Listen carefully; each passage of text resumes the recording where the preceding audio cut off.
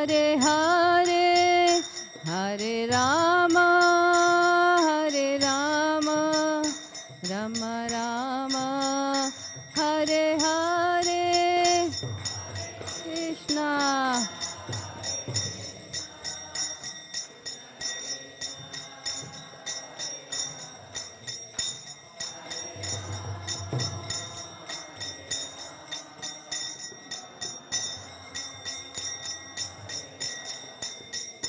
Hare Krishna, Hare Krishna, Krishna Krishna, Hare Hare, Hare Rama, Hare Rama, Rama Rama, Hare Hare, Hare Krishna, Krishna, Hare Hare. Rama, Hare Rama, Rama Rama, Hare Hare. Hare Krishna, Hare Krishna, Krishna Krishna, Hare Hare, Hare Rama, Hare Rama, Rama Rama, Hare Hare. Krishna, Hare Krishna, Krishna Krishna, Hare Hare, Hare Rama, Hare Rama, Rama Rama, Hare Hare, Hare Krishna, Hare Krishna, Krishna Krishna, Hare Hare, Hare Rama, Hare Rama, Rama Rama, Hare Hare, Hare Krishna.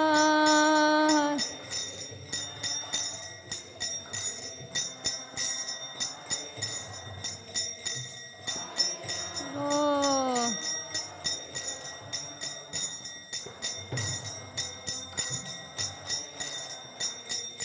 Jaya Radha Madhava Radha Madhava Radhe.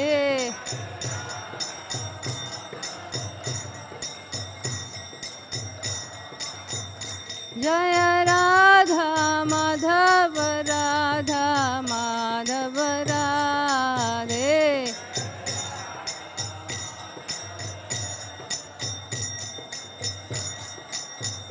Jaya Jagana, Jaya Balade, Jaya Subhadra, Jaya Jagannatha.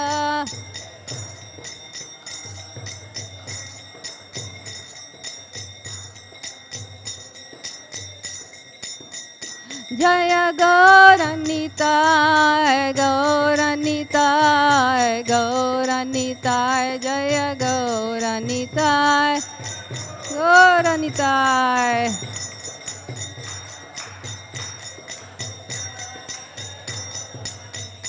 Jaya Jaya Prabhupada, Prabhupada,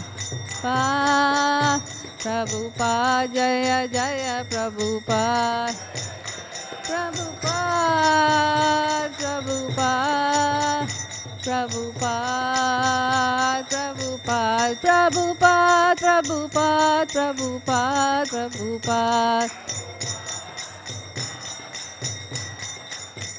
Nittai Gaura Hari Bol, Hari Bol, Hari Bol, Nittai Gaura Hari Bol.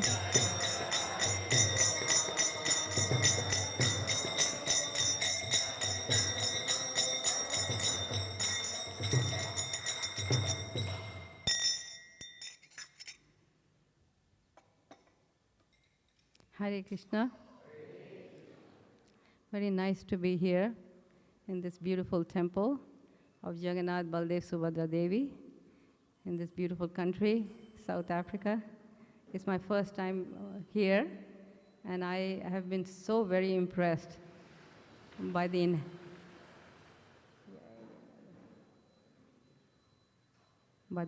wonderful, wonderful, loving devotees in this country. I think South Africa is known all over the world for their hospitality. I think you're famous. And I have now seen it firsthand, I mean. So I know that's true. I heard about that, but now I know it's true. And it all goes to credit to all of you glorious Vaishnavas who are carrying on this mission of Srila Prabhupada, all over the world, even in places like South Africa, where history hasn't been all that wonderful. To be here is a great austerity, I'm sure, in many ways. Thank you for inviting me and allowing me to speak a little bit today. So today I will be speaking on a topic, a verse from the first canto, 18th chapter, 48th verse.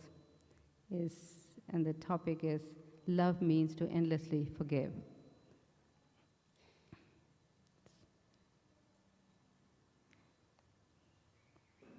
So I'll read the verse.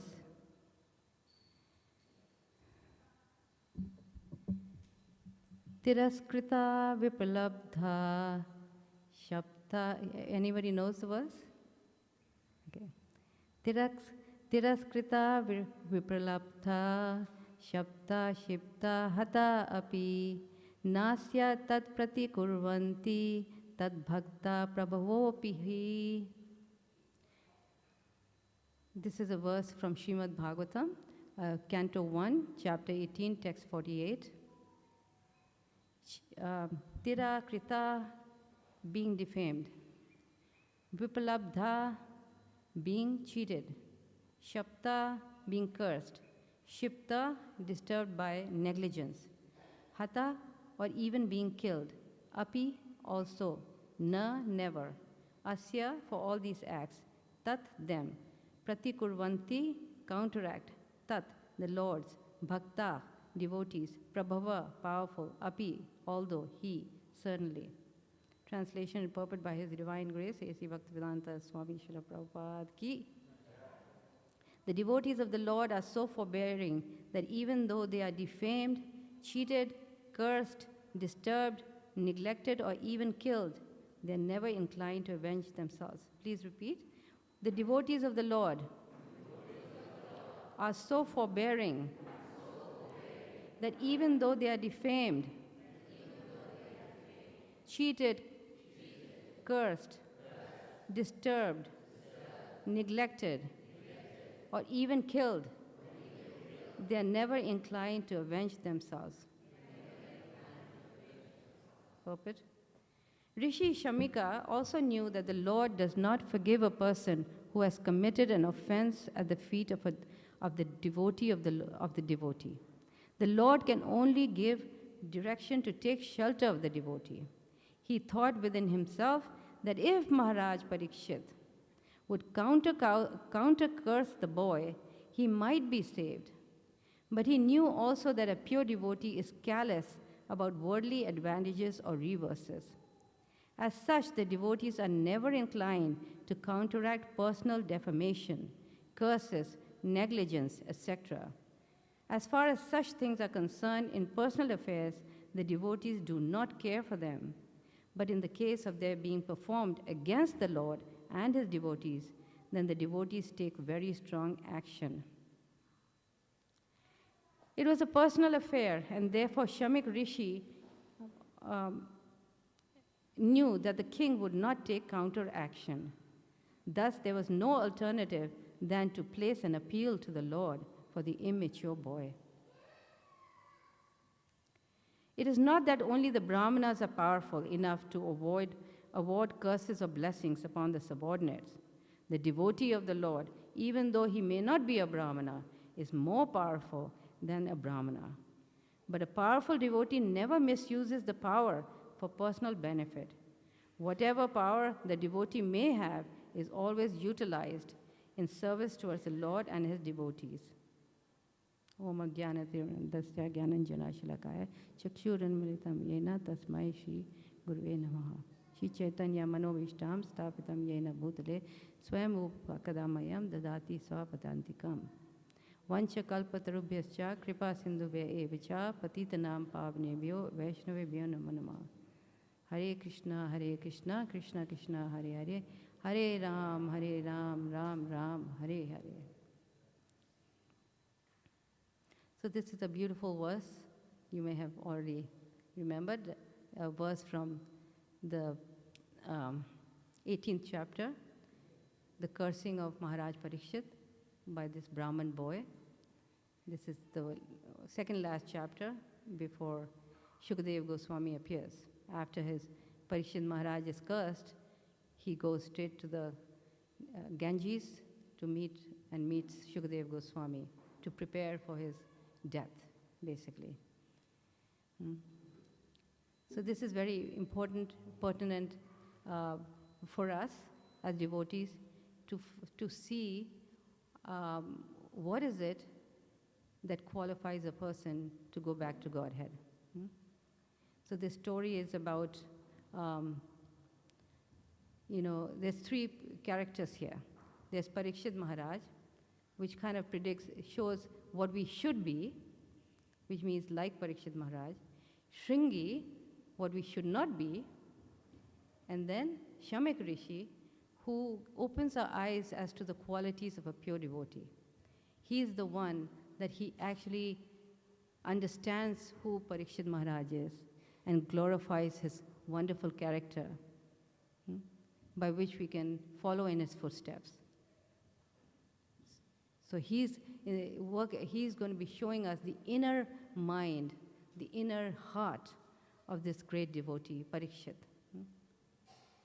What it means to forgive, what it means to be tolerant.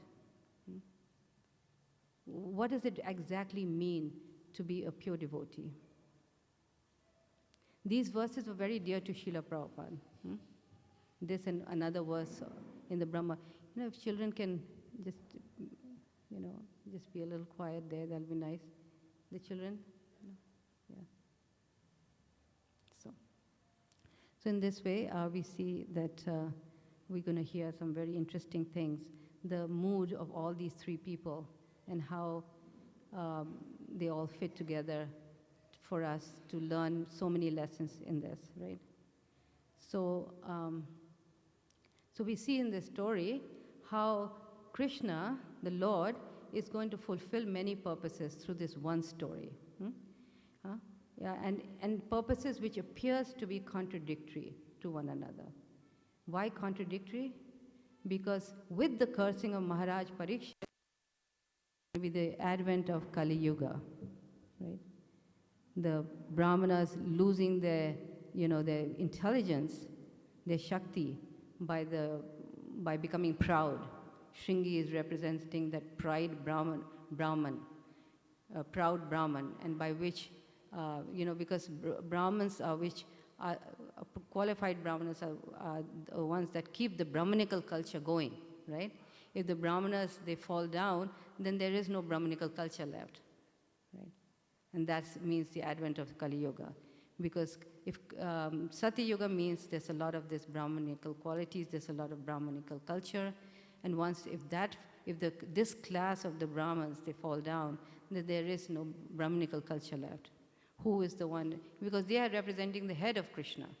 If the head is cut off, then the whole society is finished, right? So this is what happens in the story. We see the Shringi representing the Brahmanical culture, how he is driven, he becomes victimized by false ego and he falls down, right? So here Krishna is seemingly going to take two opposite things and bring them together in one stroke. Krishna can fulfill many purposes in one incident, many purposes, right? For example, in the Jaya Vijay story, he's fulfilling so many purposes. Jaya and Vijay, his dear gatekeepers, how they take that curse. They're showing the qualities of a devotee, how they accept the curse. He's showing, the four Kumaras, how they were victimized by anger, you know, and himself, projecting himself as the mediator. So many things he's showing, you know, so many lessons are being learned in one story. So in this also, the same thing is happening, where Parikshit Maharaj is going to be representing a pure devotee who's, even though he's a Kshatriya, because he's a pure devotee, he's higher than the Brahmanas. That even though, as a Kshatriya, like Prabhupada said in the purport, even though a pure devotee is greater than a Brahmana and he had full power to counteract that curse, he did not do that. Why? Because he was so surrendered to the Lord. He saw it. He did not want to interfere with the current of time. You know how Krishna, things happen in our life, and no matter what you do in your life, you cannot change it, and you feel helpless. You know there's something you need to change. It's really wrong. And you're working so hard to change things, but you know you cannot change it. It's the current of time. You know, just like when in the story of Bali Maharaj, when the demons were losing, you know, when Vaman Dev came and demons were losing, and they were getting very frustrated when they realized that Vaman Dev cheated them, you know, by, instead of these small steps of a dwarf, he had this huge step and he was covering everything. The demon followers of Bali Maharaj, they got very upset, and they were ready to fight with Vaman Dev and you know, fight tooth and nail with him. And Bali Maharaj said, wait. You cannot go against the current of time. This is not a good time for you. You just stay quiet. Stay indoors, stay quiet, don't fight. This is not a good, auspicious time for you, right? Similarly, Parikshit Maharaj understood that this is the plan of the Lord. He wants Kali Yuga to come. And he wants the advent of Srimad Bhagavatam, which is non-different from him. And therefore, a pure devotee like Parikshit Maharaj did not want to interfere with the plan of time of the Lord. And also, he's coming from a family which is full of sacrificing spirit, ready to give up their life to please the Lord, to not interfere with the plan of the Lord, right? He's coming from a family of Pandavas, Pandu, you know, and then the Pandavas. He's coming from that area, whose whole life is based on sacrifice. When you think about, you know, the Pandavas and the Mahabharata, they have a whole chain. They have the blood of sacrificing spirit. When you think about it, right? Abhimanyu, he's willing to give up his marriage and go and fight as a young boy, and he knows he can be killed with facing all these big Maharathis, but he sacrifices. Uttara, you know, puts herself in that position also. Draupadi, all these people, you know, they are willing to sacrifice. And this is the meaning of human form of life. You know, what we can do for Krishna, what we can sacrifice. Of course, for us, it doesn't mean that we have to give up our life, like the Pandavas did. But for us, it means that we must follow. We must sacrifice our leisurely time or our, you know, and be faithful to Prabhupada's instructions. We must chant the holy name of the Lord and follow Srila Prabhupada's instructions. That is the sacrificing spirit that Krishna has given us, right? So we see here in the story of Parikshit Maharaj, that how Parikshit Maharaj is carrying on this lineage of great personalities. He's creating a lineage of wonderful, people coming after him by showing, by example, what it means to be a pure devotee. It is said that any person who has done something amazing for Krishna, they must always leave a lineage. Isn't it? All devotees must, in other words, we must always raise our family and our children in such a way that they can carry that lineage of Krishna consciousness, right? That's why as parents, it becomes it's such a great responsibility for us to raise good God-conscious children. Because we don't want our lineage to stop where we are, Okay, we are wonderful devotees, we are doing so much seva. But what about the generation that's coming up? Are we not going to worry about them? What they have to give for Srila Prabhupada? Are we, are we leaving a lineage for them? That spirit of sacrifice, that spirit of, adherence, determination to follow. So this is what Parikshit Maharaj is really showing us in this story, his true character of how he's willing to give up his own life. I mean, it's really some very serious injustices are being done on him, right? He's such a big king. He's so powerful. He's an emperor of the world, and he's been cursed to die? For what? For what? Something so small. The story goes that as a Kshatriya, he goes out hunting, and he's hunting, and he gets really tired and hungry. And then he sees an ashram there, he stops by to get some water and food, and then he goes in and he sees this rishi sitting with his closed eyes. And he's driven by hunger and thirst. Okay. Now it is said that such a great emperor who could tolerate, the burning heat in the womb of his mother, Brahmastra was being shot at him, right? And his Uttara's womb was burning, and he was able to tolerate that heat.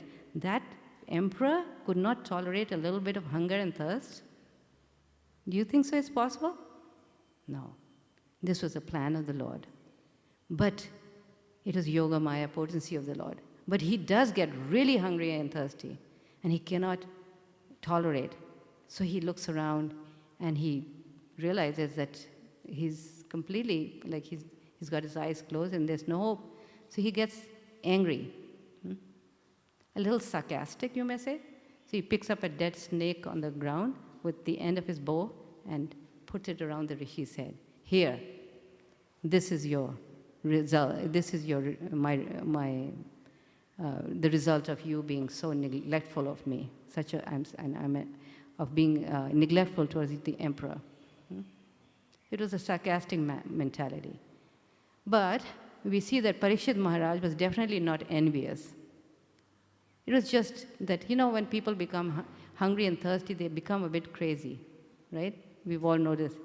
When it's just like too much hunger, too much thirst, we don't know what we're doing. We can go and do something foolish or offend somebody just because we need food and water. So in the same way, he became a bit crazy with food due to lack of food, and he did that. So in other words, it was a very small mistake on his part that he could not. So he shouldn't have put the dead snake. Obviously, it was wrong. Rishis are to be respected. But something that he did by, accident is not a serious offense. When is it a serious offense? When we do it out of envy. Right? And envy means that you're ready to, you harm that person. You are angry with that person. You don't like that person. You want to harm that person. That's envy. You actually want to do something to harm him. Just like Suruchi was really envious of Dhruva. She wanted to just finish him off. She's wishing him you die, and then you take birth again in my womb. In other words, I wish you death. As a mother, she's wishing him death, right? So that's envy. So he wasn't envious. It was a very small mistake on his part. And then his little boy, Shamik Rishi's little boy, Shringi, he hears about it. Now, prior to Kali Yuga, these Brahmanas are very powerful. Why? Because of their purity. They were pure in their habits, in their austerity. So they was very pure, and so when he hears about his father being insulted like that, he gets very angry. He cannot tolerate it. He's got a very big ego. He can't tolerate it. And he curses Parikshit Maharaj. And he takes water and he curses that on the 7th day, you will be bitten by a snake bird and you will die. Right? And then he says some very insulting words towards Kshatriyas, how they are like watchdogs or dogs eating from the table of the master. Right? So in this way, he curses him. And when we see in the character of Shringi, he was acting like a very immature boy, full of false pride. In other words, Prabhupada writes in the purport that how when we have philosophy, we have religion, we practice a certain religion, but if it's without philosophy, what does it become? Religion without philosophy. Yes, bro? Religion without philosophy. What is it? What does Prabhupada say? Is fanaticism or sentimentalism. Right? That's why you see many people, if they're not given proper understanding of philosophy or Shastra, then many Indians, when they come to America, before that they were all vegetarians, doing all the right things. They got everything from their parents. But when they came to America, they did everything. They started eating meat, doing all kinds of wrong things, because they took religion as sentimental. It wasn't backed up with Shastric knowledge. Why? Because Shastric knowledge gives us the power to discriminate. Without knowledge, without Shastric knowledge, you don't know. You cannot discriminate what is right, what is wrong. So even religions with good philosophy, if it gets into the hands of people like that, it becomes dangerous. So therefore, here's Shringi, who has, he knows the rituals. He has the power, the tejas, to curse, but he doesn't know. He doesn't have knowledge behind it. In other words, he doesn't understand that here is this king, emperor of the world, who's a representative of God himself, who's as good as God. He's not to be cursed. This is not a mistake. This is not anything serious that he should be punished for. So this is Shringi, and he is full of pride. He's thinking that I am so great, my father is so great. How dare, when people get really proud, and they have a lot of things, a lot of wealth, this is how they feel, right? Very, very proud. So this is Shringi's understanding. But what about Shamek Rishi? He is the person who's got the real deep knowledge of the Shastras. He understands that here is this king who's not to be blamed.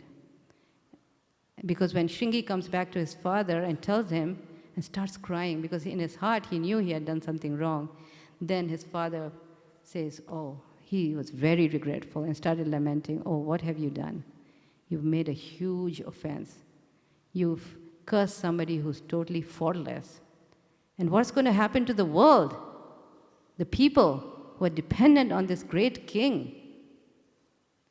He's not only just a king who's protecting all of them from invaders, but he's a king who's also protecting in terms of giving spiritual life and protecting everyone and himself from bad reactions. So he was very sad, and he said, and he started praying to the Lord. He said, oh my Lord, if only you must protect my son. Because he knew that if Parikshit Maharaj were to counter-curse, then the reaction would be less. So if he had cursed somebody lesser, a lesser devotee, that devotee would have definitely counter-cursed, right? This is a natural reaction. Somebody says something really horrible or curses us, what do? We curse back, right? So in that case, even that curse loses its effect. The reaction loses its effect, right? So if he had cursed anybody lesser, still he would have been saved quite a bit.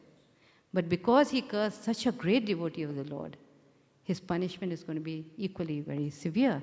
And so he started praying to the Lord to please help him, to help his son. So how Krishna expertly manages everything. He had to start the advent of Srimad Bhagavatam. He had to start the advent of Kali Yuga, right? So what does he do? He orchestrates all this, but he does it through this child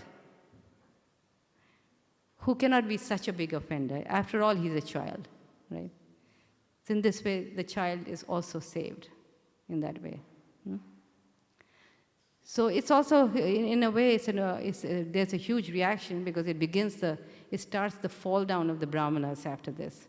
The Brahmana community begins their fall down, and you see that today, right? The Brahmanas so many Brahmanas are not actually exactly following their duties as caste Brahmins, They are indulging in all kinds of forbidden things, right? We can see that, right, with Kali Yuga progressing. So the mentality of Parikshit Maharaj he was very forgiving. In other words, he did not hold that against Shamik Rishi, neither did he hold that against the Shringi. And this is the whole mood. Prabhupada explains how a pure devotee, no matter what is done to him, whether he's cursed, neglected, beaten, he does not retaliate. He does not take any revenge from anybody. Why? Because he sees everything as a mercy of the Lord. His is a forgiving nature. He doesn't think himself qualified to be anything of a devotee, So in other words, he doesn't think that he's such a great devotee, so he should not be cursed. Only when we think we are very great devotees, and so-and-so said so-and-so to me, such horrible words to me, is because we are thinking we are very special. And Parikshit Maharaj could have thought that. After all, as a child, he was saved by the Lord himself. He could have said, wait a minute, how dare you curse me? I'm a Vaishnava. See, the Lord came for me and protected me within the womb. He took all the heat. He came to protect me. In fact, when Krishna came to protect him, and he would remember about that, he would cry, oh my Lord, you came to protect this useless body. I'm not deserving of that. In other words, a pure devotee doesn't even ask for protection. He takes shelter of Krishna, but he doesn't ask for protection when there's obstacles in his life. Because he doesn't feel he's qualified enough. He feels himself so fallen. You see? So this kind of humility actually comes from the soul. It's not on the level of the body and mind, right? It's really, it's something that we can only hear about, we cannot experience really as yet, right? But it's something, and where does it come from? Real love of God. When Parikshit Maharaj was cursed, he didn't blame the Lord that I've been so good, I've done so much for everybody, for my praja, everything. How come you're not protecting me? He's not thinking like that at all. He doesn't feel that he's qualified to ask for shelter. And his absorption in Krishna is because he remembers how Krishna saved him. In other words, he's so thankful to Krishna for protecting him, that even when Krishna doesn't protect him, he doesn't hold that against him. In other words, another lesson that we learn from the character of Parikshit Maharaj is that we must always see the good in things that people have done and ignore the bad. Everybody in our life that we are close to has done obviously some good things to us, right? And that's why we are close to that person. But also over time, there are things between those people where things are not going so good, right? This is the nature of Kali Yuga. Within a day, things can change, right? And that we hold on to that one. He was so bad to me. She was so bad to me. How dare? And suddenly we erase everything good that person has done, right? We just take that bad. Imagine Parikshit Maharaj was saved in the womb, but Krishna is not saving him at the time of death. He's going to die prematurely. He's left his family behind. He's left all the opulence, the kingdom. Everybody is going to miss him. The whole kingdom needs him. His family needs him. Yet he's not angry that Krishna, how come Krishna didn't save me? After all, I'm such a pure devotee.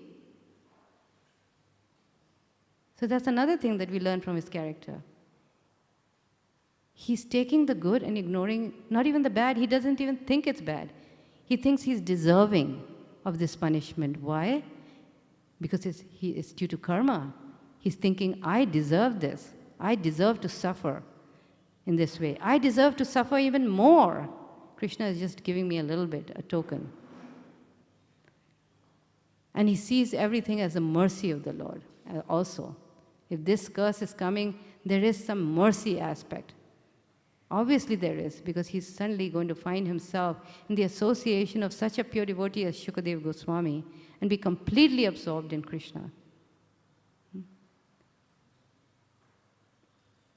So this forgiving nature, being, and the reason why he's so great is because he doesn't, at every time, in every point in his life, any offense that's made towards him, he doesn't see it as an offense, and he's willing to forgive. He's willing to forgive. And there's so many nice stories. So everybody, is beautified in a certain way. Every ashram is beautified in a certain way. The Kshatriyas are beautified by their chivalry. If they're chivalrous, they are beautified. They're glorious. Right? The Vaishyas are beautified by their protection of cows, farming, all that. And then the sannyasis are beautified by their preaching activities. And then we have the brahmanas. They're beautified by their quality of forgiveness. Oh, sorry, the grahasthas, they're beautified by the quality of charity. That is what makes them beautiful. One time there was a disciple of Srila Prabhupada. He just got married. And so he decided to go on a morning walk with Srila Prabhupada because he wanted to ask him some serious questions now that he had entered grahastha life. And he asked Srila Prabhupada, Prabhupada, what is my duty as a grahastha? I just got married. And Prabhupada said, the Shastra says when you cook something, you go to the door and call out 10 times, is anybody hungry? Please come and eat. So he was thinking, well, in America, even if you call out, nobody will show up. They're going to be so suspicious. So he asked the question again. And Prabhupada gave the same answer. So the point that Prabhupada was making, that the quality that glorifies a grahastha is charity. Right? That glorifies the charity.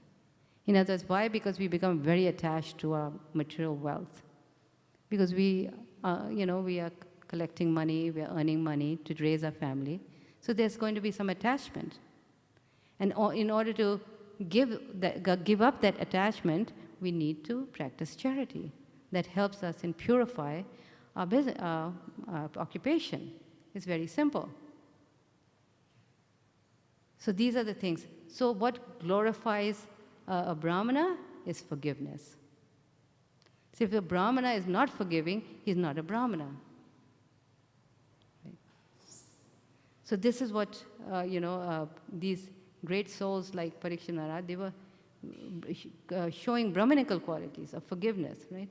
There's one story, I think it's in the 9th canto, about Kartavir Arjuna, this person who he was a very big demon. He was actually a worshipper of Dattatreya. And due to that worship of Dattatreya, he got 1,000 arms, very powerful. One day he was in the city of Mahishmati, enjoying himself with beautiful women. And suddenly enjoying, drinking, having fun with the women. And then what he did was, just for the fun of it, there was a Narmada river flowing next to him.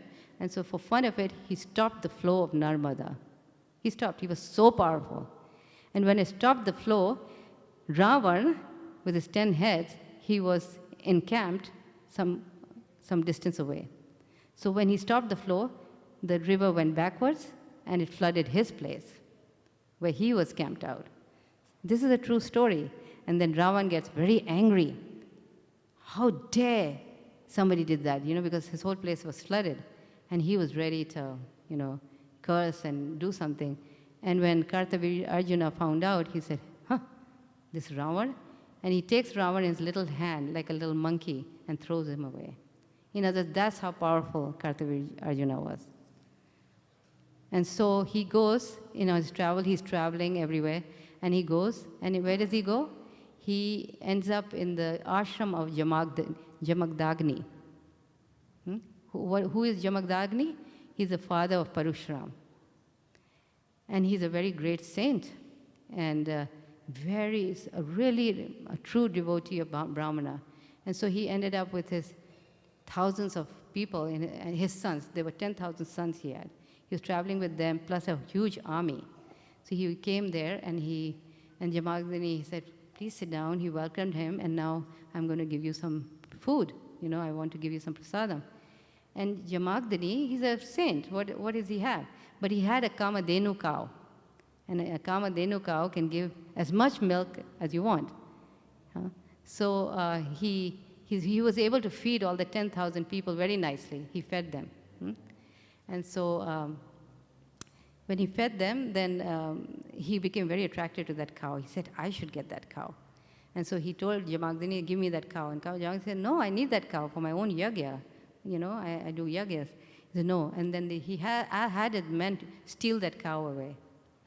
And so he stole, and then Parashuram, he finds out. You know how Parashuram's nature is, right? He finds out. And he gets very angry, and he said, I'll teach him a lesson. And he goes to his city of Mahishmati, ready to fight. And then Parashuram, he starts fighting with his soldiers first. And it's said that he was fighting at the speed of mind and hitting and killing all the soldiers. And then he started fighting at the speed of wind. And by then, everybody was finished. Who was remaining was Kartavir Arjuna. And then he started fighting with him face to face. With one arrow, he cut off all his hands, and then he cut off his head. And then he went to his father, Jamagdani, and said, Father, this is what I did, thinking my father is going to be so proud of him. Look at him, you shouldn't have done it. The quality of a Brahmin is to forgive. He was not happy with him, you see. So what is the quality of a devotee? Is to forgive. Actually, no relationship in the world can last without forgiveness. No relationship. Because it is a time of quarrel and hypocrisy. The nature of Kali Yuga is that whether you willfully do it or not, we are going to make offenses. It's not possible not to make offenses. And many times it feels like the offenses are made out of envy. Oh, see, he's envious of me. That's why he's behaving like this towards me. But you will be amazed, because in Kali Yuga, making offenses is so easy due to the nature of this age. A lot of people make offenses without envy.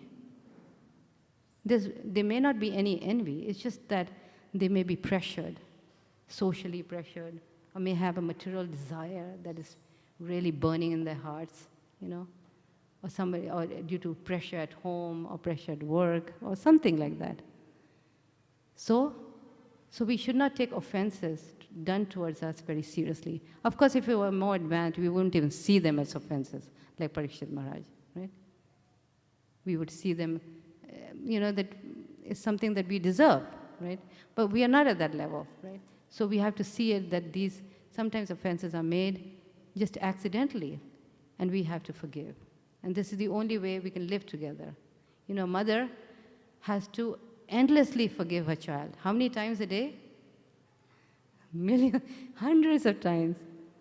And that's the meaning of love. This is what love means.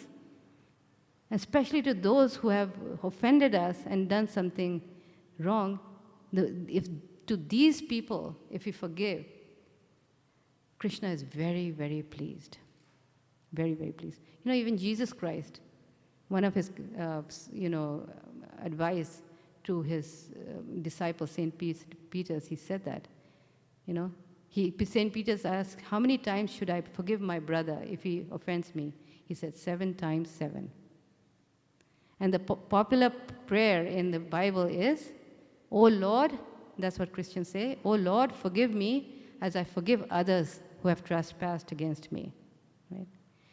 Which means that if we want to forgive, then only we will be forgiven.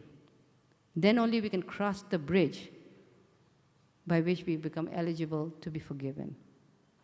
We all want to be forgiven. We've done so many things, sinful things in our life, in this life, in past lives. We all want Krishna to forgive us. But really, Krishna doesn't forgive unless we forgive others. This forgiveness or Shama, is created by the Lord Himself. It's created by the Lord Himself. And why? Because He's all forgiving. And He empowers us also with this quality of forgiveness. Right? Now, if you want to cooperate in this world among ourselves to build a beautiful temple, to work together, one of the things that we have to do is forgive each other. No matter how many times somebody is erred, we keep on forgiving, we keep on forgiving. And Krishna is very pleased. So what does it mean to forgive? Actually, forgiveness means that no matter what anybody does to us, we don't see it as an offense, we don't take revenge. A pure devotee is not concerned with the justices and injustices of the world. What he's concerned with is his absorption in Krishna. So bhakti means, what is bhakti? Bhakti is the natural affection that a bhakta feels towards the Lord, isn't it? That's a natural affection. And humility means when you think yourself very insignificant, not worth anything much, right? Just think, we are one-tenth of the tip of the hair, right? How tiny we are. It's just like ridiculous when you think about it, right? How tiny we are, but yet we have such a big false ego, right? We're really very tiny. So humility means to consider oneself very insignificant. Bhakti is the natural affection of the bhakta towards the Lord. And daya, which means compassion, means that affection that we are feeling towards the Lord is for all living entities. Daya means for all living entities. When we are thinking of the welfare of all living entities, that's called compassion. Okay? So compassion, together with humility, equals forgiveness. Okay? And all these qualities are inherent in bhakti. Bhakti is a combination of all these three qualities. So we have to, and Parikshit Maharaj is such a wonderful example of all three qualities. Right? Now, how do we practice bhakti? In other words, forgiveness. If somebody has really done something horrible to us, really mean, which is really hurtful. By the way, the more the person is closer to us, the greater the hurt, isn't it?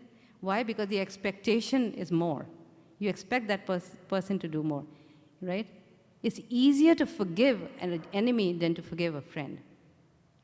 And when you talk to police people, what they are most afraid of is going in places where there's argument between two people who love each other. They're not so afraid of going to mafia dens because they know what to expect. They're ready. They are enemies, right? But when they have to go into a home where there are two lovers who are fighting, they're very afraid. Because the wrath is so heavy. Why? Because the expectation is more. The more we expect from somebody, the more we are not willing to forgive and the more we suffer. Because we expect more. And in Kali Yuga, that expectation cannot be fulfilled 100%. There's going to be things that go wrong. You see? So what does a pure devotee do? A devotee who's aspiring is to not expect anything. And so when somebody gives something, you're grateful. So imagine if you don't expect anything from anybody. If it's given to you, you're so grateful, right? You're so happy, you're so grateful. Yeah. So easier said than done, isn't it? To practice humility and to practice forgiveness is one of the hardest challenges that we as devotees face, right? Very, very difficult. How do we practice this? Well, one way is to understand, and in one class, in Radhanath Swami's class, he was explaining this very nicely. where he's explaining that how we have to see, if somebody has done something mean towards us, we have to see it, that we have to see him as an instrument, not as the person who's hurting us. In other words, we incur certain karma. We've done some bad things in our life, okay? Now, for example, it's compared to like a silo. You know what a silo is? Silo of grains, yeah? In America, we have these big storage houses where the grains are stored. So they put the rotten grains at the bottom, and then they keep putting in good grains, like that. So when they open from the bottom, the rotten grains come first. So karma works like that. So you may be doing some really good works, you're a devotee and you're helping everyone, and then bam, you get some heavy karma, some heavy, terrible reaction. Where did this come from? And then you blame so-and-so, you are wrong, you did this to me, and then you blame God. Look, God, I've been doing all these devotional service, getting up in the morning, chanting my 16 rounds, doing my devotional service, and you're giving me all this karma? Well, it's because those bad grains are coming. The good grains are going to come, but we are suffering the bad first. That's karma. It's not so straightforward. Karma is not so straightforward.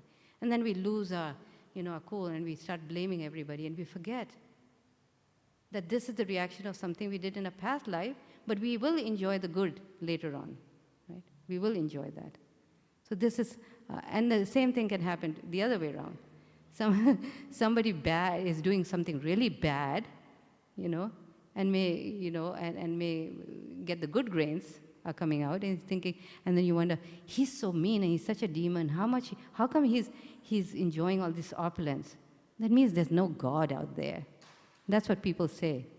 There's a book written, Why Do Good Things Happen to Bad People? They cannot figure out, because you have to know the science of karma. He's bad now, but he's enjoying the good karma, from his past life. But very soon he's going to catch up, really badly, especially if they're like Hiranyakashipu, they're going to catch up very fast. So this is how it works. So a devotee, the way he overcomes this whole trauma of being ridiculed and hurt and insulted, and it hurts. It does hurt, How do you overcome that? It's by understanding the philosophy behind the whole, that how does karma work? So this person who has actually feels like he's the one who actually did that to me, it shows. And it's true he's done that. It's not like that person should avoid getting the reaction. Suppose somebody goes and murders somebody or hurts somebody, right? He still needs punishment. Justice has to be done. It's not like justice, we don't believe in justice. No, justice has to be done. However, we have to understand that we have to see him like an instrument for our karma.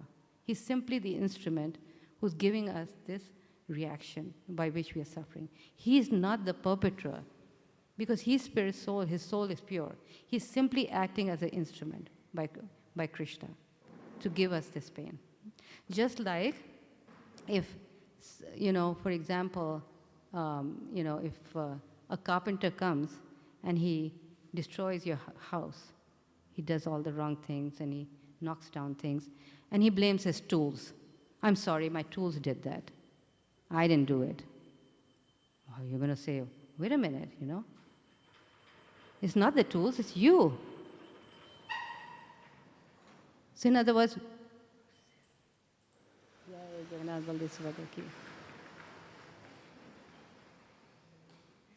we are responsible for this. We deserve it. The person is simply an instrument to our karma. You see? So this is how we understand and try to, this understanding helps us in forgiving people. And also we understand that we are not this body, but we are spirit soul. Huh? So that's the basic teaching. Anyway, there's a lot more on this topic. It's like endless topic, very nice topic. But I don't know what time we have right now, whether time is up. Where's my... How much time is there? Oh, we're just on time, actually, for 12:30. Anybody has any questions? Comments? Yes, Bill. We'll give like a few minutes for that, yeah.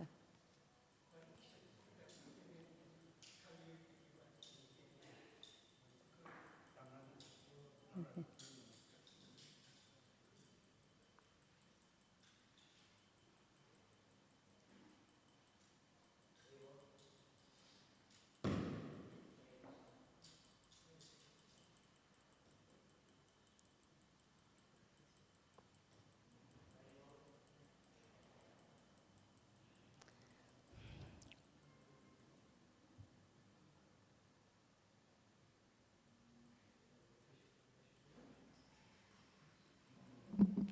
It's okay.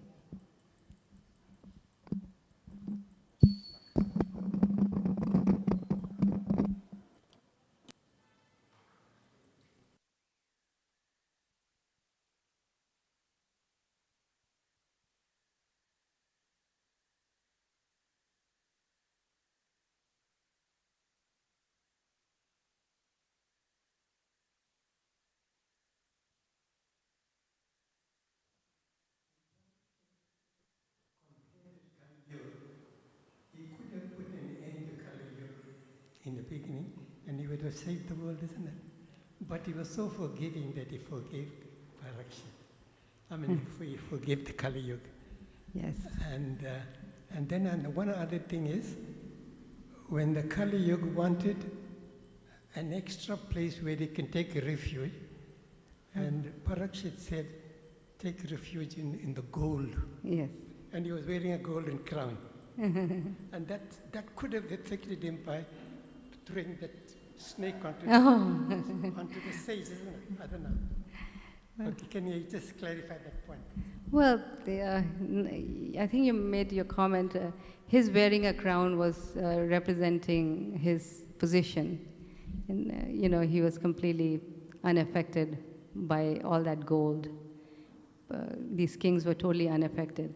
When Yudhishthir Maharaj, wanted to do the Rajasuya sacrifice, when he became emperor after the war, and he needed money, wealth, to do the sacrifice, the Rajasuya sacrifice, Krishna sent him to this area where there were these Maruts living, right?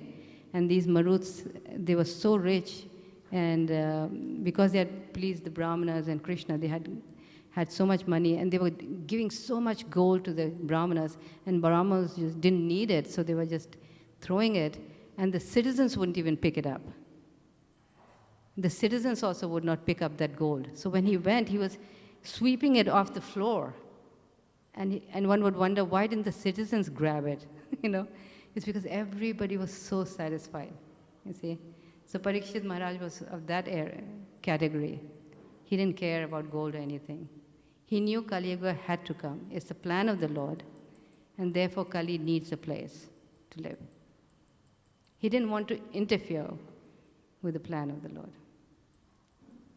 Thank you very much. Any other?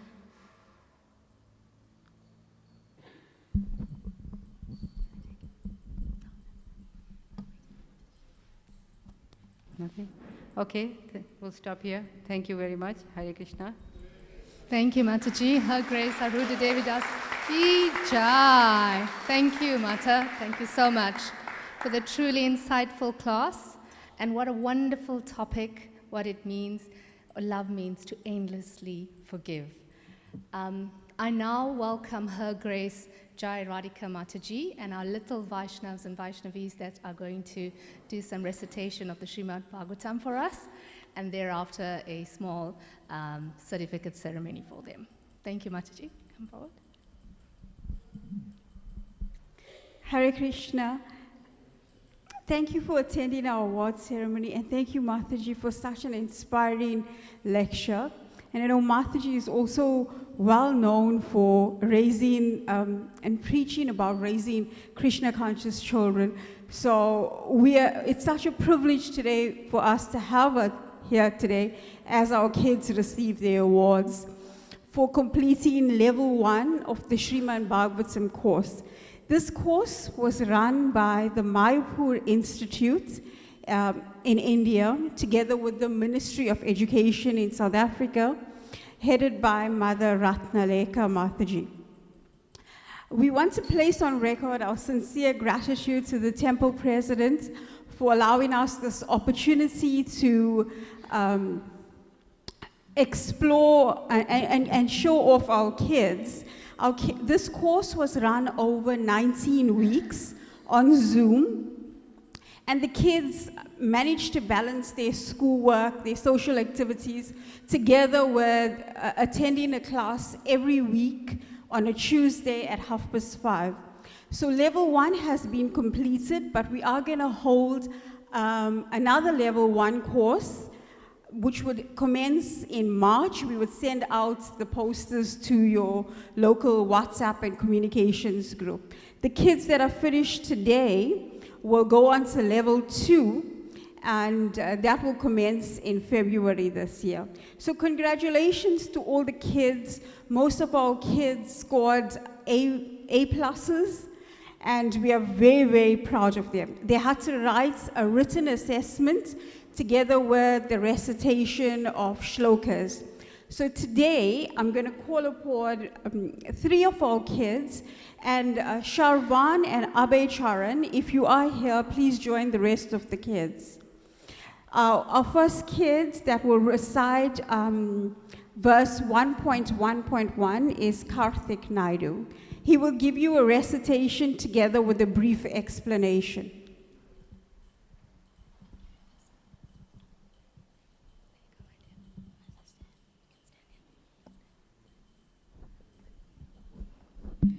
Hare Krishna, everyone. Janmadi asya yadonvayati tarataschatesu abhignasvarat dine brahma hidaya adikavaye mushyanti yatsurayaha tejavari mirdam yata vinimayo yatra trisargo misha Damna svena sada nirastya kuvakam satyam param dhimahi. Translation. Let us meditate upon the absolute truth, Lord Shri Krishna, who is the cause of all the creation, sustenance, and destruction of the manifested universes. He is directly and indirectly conscious of all manifestations. He is fully independent, and it is He only who imparted the Vedic knowledge to Brahma through his heart, about which the great sages and demigods are illusioned, as one is bewildered by the illusory representations of water seen in fire or land seen on water. It is only because of him, Lord Shri Krishna, that the temporary manifested universes, constituted of 3 modes of nature, appear factual although they are unreal. Lord Shri Krishna has always eliminated illusion by his own glories. Hare Krishna.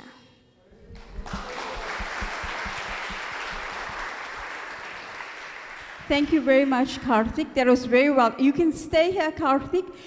We got a little gift for you, and you can collect your certificate from Mataji, Karthik Naidu. His teacher was Bhaktin Ilashna.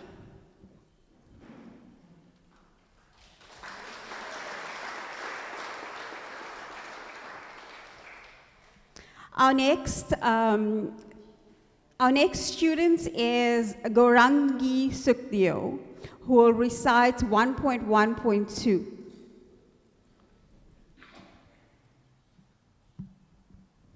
Dharma brojita kaitavotra paramo nirmatsaranam satam vedyam vastavamatra vastu shivadam tapatrayon mulanam Srimad Bhagavate Mahamuni Krite Kim va parerishvara Sadhyo hirdya varutyate takritibi shushrushubishtatsanat.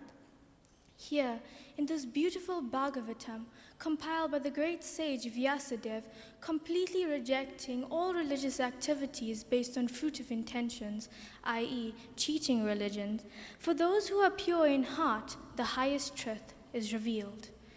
Such truth bestows all auspiciousness and uproots the threefold miseries.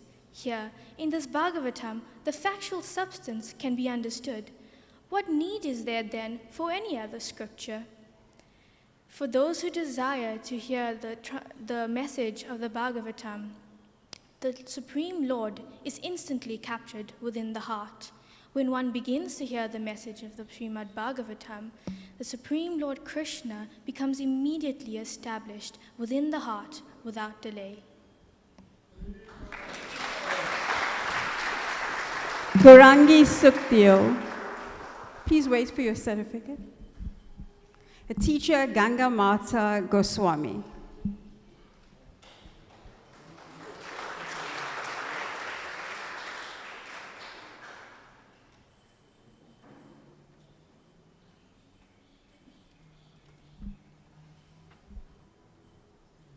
Next up we have Shreya Maraj Chetiar, who will recite verse 1.1.3.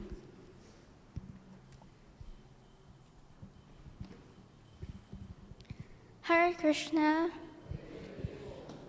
Nigamagil pataro galitam phalam shoka mukha damrita drava samyutam pipita bhagavatam rasam alayam muhurayo rasika pui bhavokaha. Srimad Bhagavatam is the ripened fruit of the Vedic literature desire tree, which is made up of the main four Vedas, the Rig Veda, the Sama Veda, the Athura Veda, and the Yajur Veda, the Rig Veda being the oldest. Srimad Bhagavatam is also superior to all other literatures. It is the cream of all Vedic knowledge. And it gives us spiritual knowledge. Srimad Bhagavatam is also the storehouse of spiritual rasas. There are two types of rasas. Primary rasas, namely parental affection, adoration, conjugal love, and friendship. The secondary rasas are comedy, compassion, chivalry, anger, wonder, ghastliness, and fear. The Srimad Bhagavatam emanated from the lips of Sukadev Goswami, which is compared to a parrot. The parrot touches the sweetest fruit. I encourage you all to read the Srimad Bhagavatam. Hare Krishna. Thank you, Shreya Maraj Chetiar. You can collect your certificate from Mataji, teacher Jai Radhika.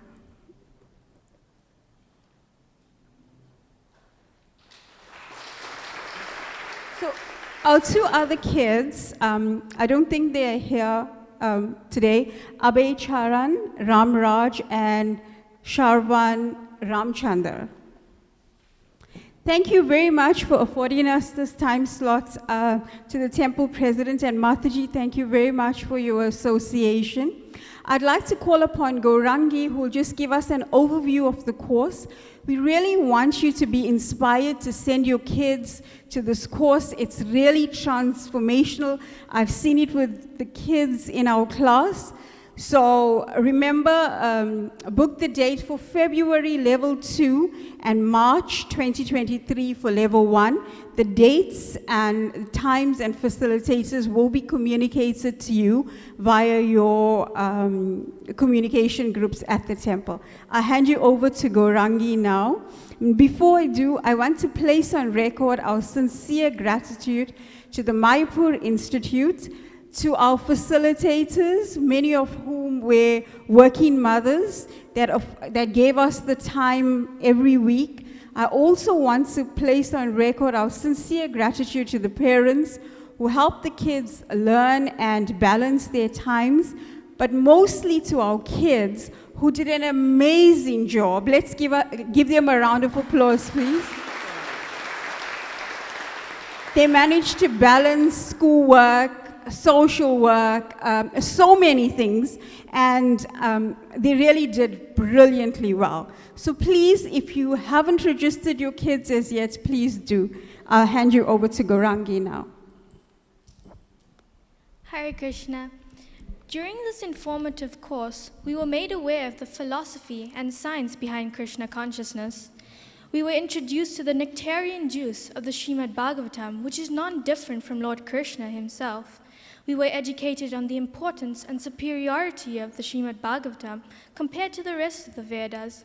Unlike the rest, the Srimad Bhagavatam does not only contain material knowledge on the concepts of art, music, material science, medical science, or political science, but spiritual science that goes beyond the material eye, and the pastimes of the Lord and his glories. These are just some of the concepts that were covered during this course. We were taught many analogies that enabled us to better understand the meaning of the Srimad Bhagavatam and enabled us to better explain the Srimad Bhagavatam to our friends, peers, and fellow pupils. What captivated me the most was that Srila Prabhupada presented the Srimad Bhagavatam as it is, which is perfect. The Srimad Bhagavatam is perfect in describing our culture's history and science, especially for children, because it does it through stories. And what better way to learn other than through stories? These are not just ordinary stories, but the pastimes of the Supreme Lord Krishna and his devotees. And therefore, as many times that we hear the same pastime over and over again, there is still always something new to learn, and it remains ever fresh within our minds. These are just some of my realizations from studying in this course, and I could not stress more the importance of children learning our philosophy from a young age. Hare Krishna. Thank you. Jai. Wow. Can we congratulate our lovely Vaishnavas once again? Thank you so much. Jai Mata, you want to say something? Okay. I'll hand over to, yes, I wanted to mention, sorry, devotees. Yes, like I mentioned at the beginning, Mataji is the author of some very beautiful books, and she has brought a few that's going to be at the back of the temple room. If you are able to purchase them, that'll be wonderful. As well as you can place an order for those books. Some of the books that she's got is the Homeschooling Krishna's Children and How to Teach Srimad Bhagavatam to Children. Mataji, would you like to further add on to that? I was just very encouraged to see these children having finished the first module of the Srimad Bhagavatam course. It's so nice and it's so enlivening. So in the same lines, I just want to share that we've been also working on Srimad Bhagavatam books for our youth, for our children. It's teamwork for many parents around the world, and we are creating a curriculum for every canto, and it's chapter by chapter. We have, materials, resources that make it help the child understand the philosophy, but in a friendly way, in a child-friendly way. So we have, summary story, and then we have higher thinking questions for younger children also, and then we have themes, character descriptions, and then analogy activities, critical thinking activities, introspective activities, theater work activities, language, art projects. It's exhaustive. And you can see, and you can pick and choose whatever you want to. They're teaching from these books at the Mayapur International School, in Vrindavan Gurukul, as well as in many, many Sunday schools. They're taking this up because it's a systematic study, chapter by chapter. So it helps the children, assimilate Bhagavatam, in this way. This, pretty much has been my life. I taught my children through the Srimad Bhagavatam. I homeschooled them entirely through the Srimad Bhagavatam. And they did really well academically as well as spiritually. So now I'm trying to share this with everybody, wherever I'm traveling. So you're welcome to look at the books. Thank you very much. Jai. Dear devotees, if you are also keen on purchasing the books, we will make a payment plan option for you, so you don't have to have cash now available. Okay, so thank you so much. We have come to the end of our program. We really appreciate your attention. Thank you so much. We will now proceed to Arti, Kirtan, and thereafter Prasadam. Their Lordships Jagannath Baladev, Subhadramarani Ki Jai, Shri Nitai Gaurasundar Ki Jai, Srila Prabhupada Ki Jai.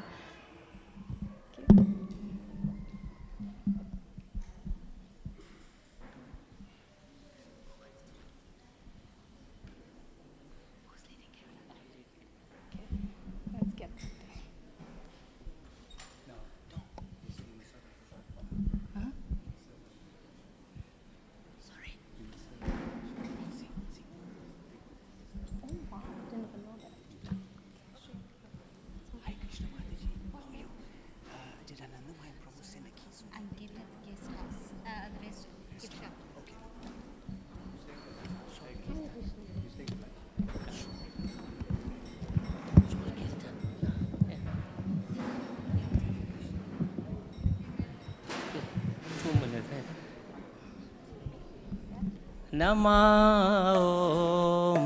Vishnu Padaya Krishna Prasthaya Bhutale Srimate Bhakti Vedanta Swami Niti Namine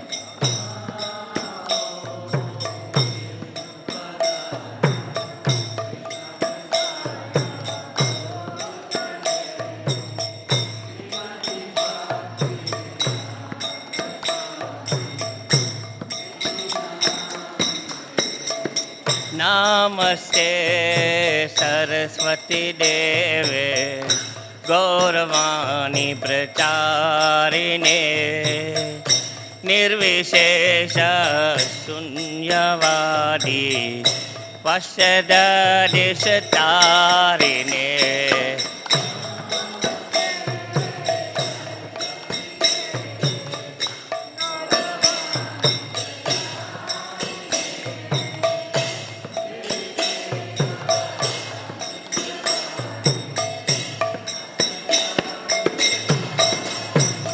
Jaya Shri Krishna Chaitanya Prabhu Nityananda Shri Advaita Gadadhar Srivasadi Gaur Bhakta Vrinda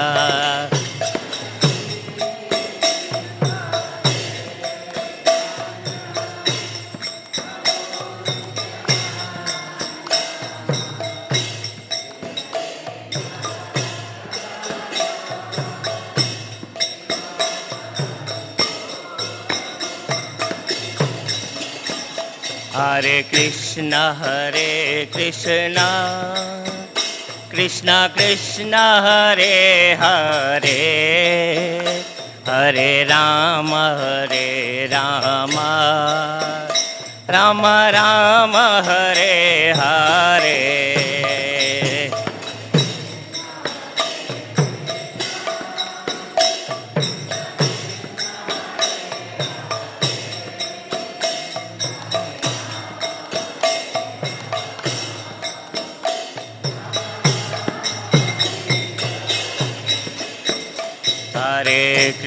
Hare Krishna, Krishna Krishna, Hare Hare, Hare Rama, Rama Rama, Hare Hare.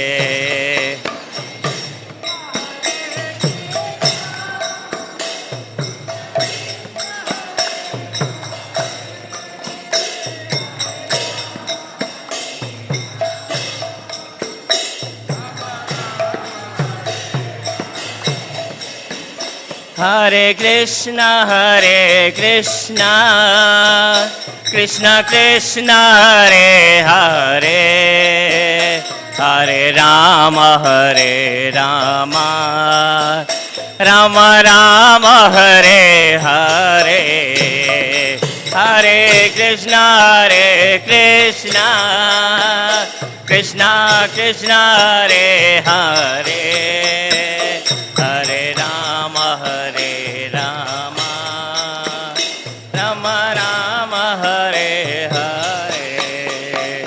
Hare Krishna Hare Krishna Krishna Krishna Hare Hare Hare Rama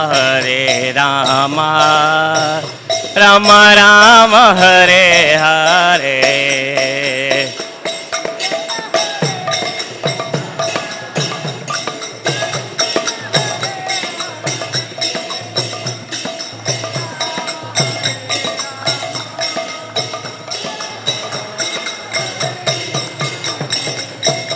Hare Krishna Krishna Krishna Hare Hare Hare Rama Rama Rama Hare Hare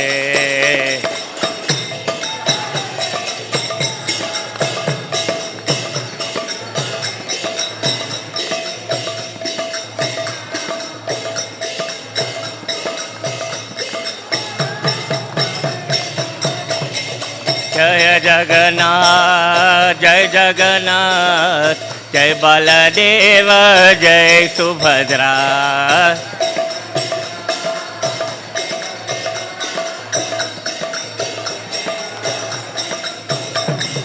Jai Jagannath, Jai Jagannath, Jai Baladeva, Jai Subhadra.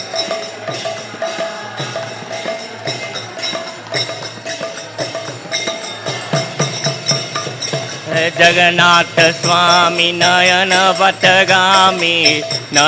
Patagami Bhava Tume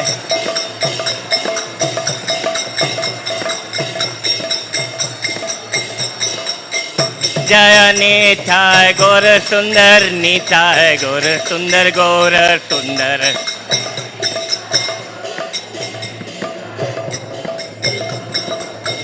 Jaya Jaya Prabhupada Prabhupada Prabhupada Prabhupada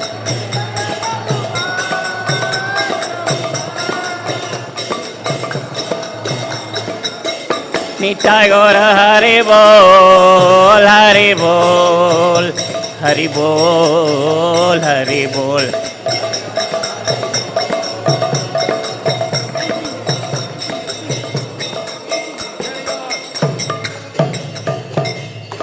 Shri Jagannath Baldev Subhadra महारानी की इठाई गौर सुंदर की गौ प्रेमानंदे हरि हरि बोल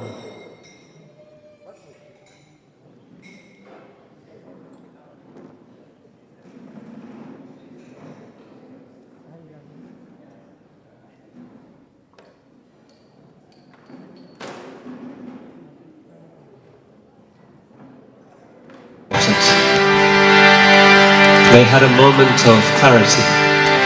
The only thing that is important in this moment is for me to be with Krishna. And so whatever it was that they were doing, some were half ornamented, some were cooking, they had milk on the stove, but whatever it was, they left it. Not important. And so when we hear the sound of the flute, it's given to us in the holy name actually. Krishna plays the flute, he initiates Brahmaji with that sound according to Brahma Samhita. And that he realizes as the Vedas.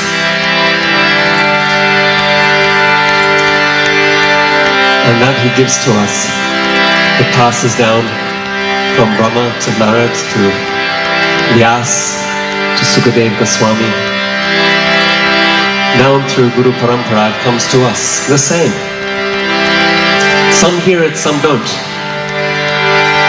And so Chaitanya Mahaprabhu, he's given to us that all the Vedic literatures, he's translated it, he's summarized it, he says it's all here in the holy name. You just hear the holy name.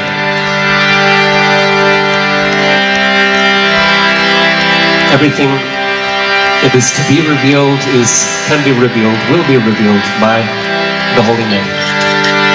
So let us try to hear and get that clarity.